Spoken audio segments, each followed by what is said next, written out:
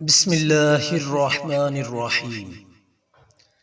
پیارے دوستو، السلام علیکم۔ امید ہے کہ آپ سب خیریت سے ہوں گے۔ اللہ رب العزت سے دعا ہے کہ اللہ رب العزت سب مسلمانوں کو اپنے حفظ و امان میں رکھے۔ دوستو، آج کا ہمارا موضوع ہے عشرہ ذی الحج کی فضیلت۔ اس عشرہ کی فضیلت قرآن و حدیث سے ثابت ہے۔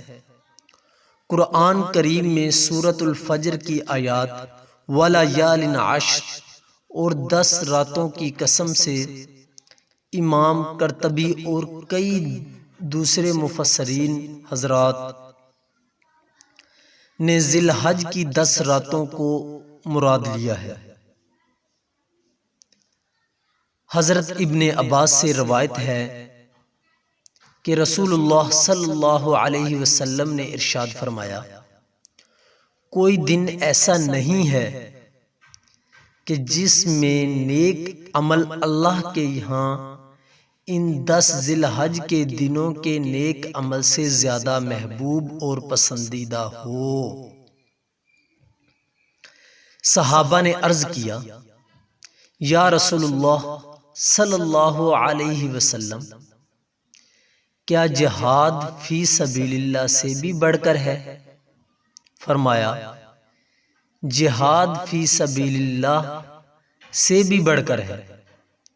ہاں، وہ شخص جو اپنی جان اور مال لے کر اللہ تعالیٰ کی راہ میں نکلا، پھر ان میں سے کوئی چیز بھی واپس لے کر نہ آیا، یعنی سب کچھ اللہ تعالیٰ کے راستے میں نثار کر دیا، تو یہ ان دنوں کے نیک عمل سے بھی بڑھ کر ہے۔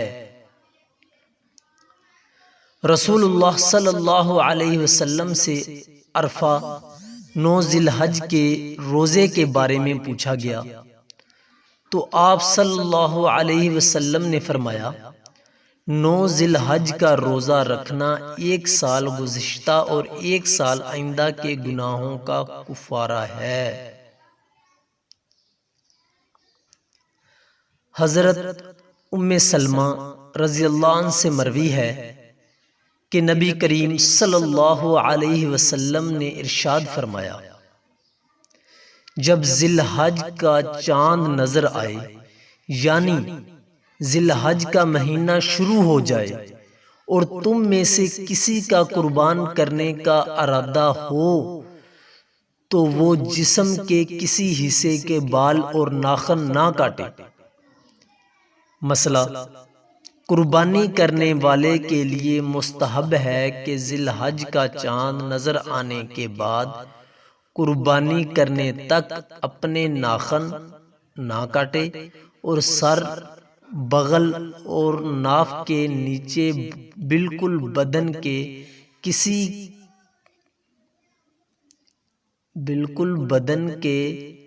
کسی حصے کے بال بھی نہ کاٹے، لیکن ایسا کرنا مستحب ہے، ضروری نہیں۔